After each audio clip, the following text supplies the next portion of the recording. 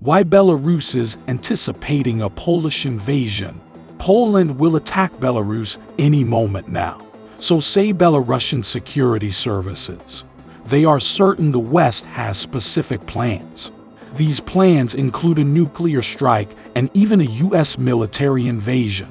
Alexander Lukashenko speaks of an attack on Belarus from Ukraine. Is there any truth to it? On November 1st, the head of Belarus KGB, Ivan Turtle, held a public meeting. He stated that the U.S. was developing invasion plans. The supposed invasion of Belarus is to be launched from Poland. Turtle mentioned the 101st Airborne Division.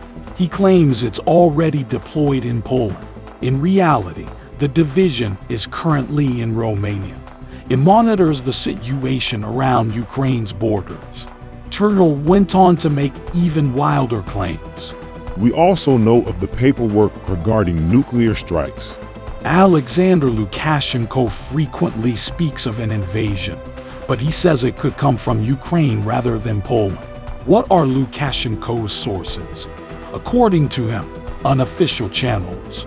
These channels have reported that Ukraine wants to make it so that it will be like Crimean Bridge all over again.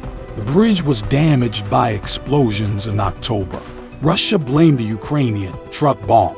Ukraine has never commented on the explosion.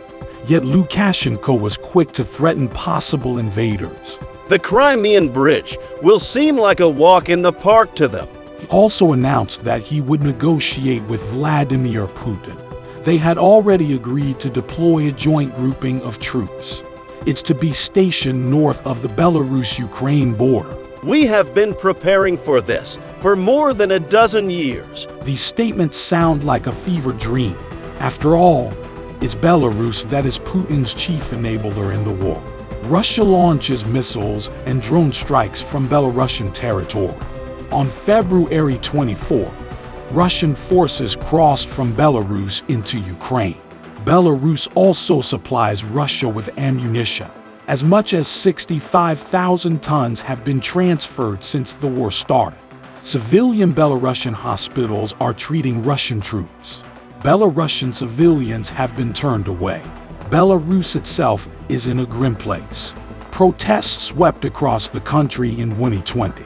The people demanded an end to Lukashenko's 26-year reign. That year, he won the election for the 6th time in a row. The police resorted to beatings and torture. Lukashenko immediately blamed the West. They're trying to impose a new government on us. They want to flood us with NATO soldiers, black, yellow, and white. But 2020 passed and crackdowns didn't. Just like Russia, Belarus persecutes members of the opposition. They are routinely charged with extremism. Today, there are over 5,500 politically motivated cases in the country. Free media are non-existent. Lukashenko has declared over 200 organizations a threat to national security. Recently, he made attempted acts of terror punishable by death. Belarus is the only country in Europe that still practices capital punishment. It's not limited to violent offenses. The Belarusian economy is sinking, too. The IT sector once comprised 7.5% of its GDP. After 2020, many Belarusian IT companies relocated. The country has been heavily sanctioned by the EU and the US, as Lukashenko himself said. I will not let my country follow the civilized world.